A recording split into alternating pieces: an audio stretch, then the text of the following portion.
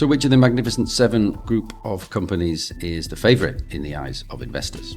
If we pull up the S&P 500 weight, simply based on market cap, Nvidia is the largest weight at 7.2%, and at the bottom there, Meta Platforms on 2%. But what about active investors, those that make discretionary decisions? Are they positioned the same way? And for that, we'll look at our US active fund universe, which is comprised of around 300 actively managed funds with $5 trillion of combined assets. And the metric we're going to use is the percentage of funds invested. So how many of those funds, or what percentage, own a position? So they have skin in the game for each of the Magnificent Seven stocks. So we'll start from lowest to highest. Tesla, owned by 41% of the US funds in our analysis, still a decent amount, but never breaching more than half. And to be honest, flatlining a little bit since its index inclusion. Haven't really gone anywhere. Momentum's certainly been lost in Tesla. Next up, Apple. If we pull up Apple, 66% fund ownership. It's never really resonated. It's a why the hell name.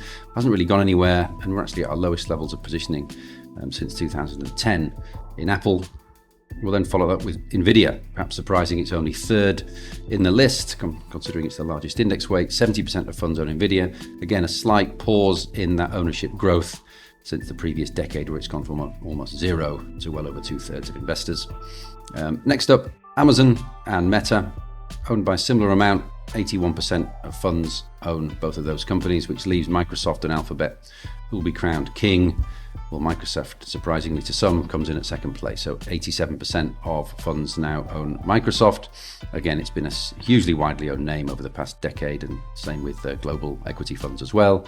But actually, it's Alphabet that takes the crown, overtook Microsoft last year, and is owned by an incredible 92% of active US equity funds. So it has real cross-style appeal from value through to growth, and now tops the list of the Magnificent Seven's most widely owned companies.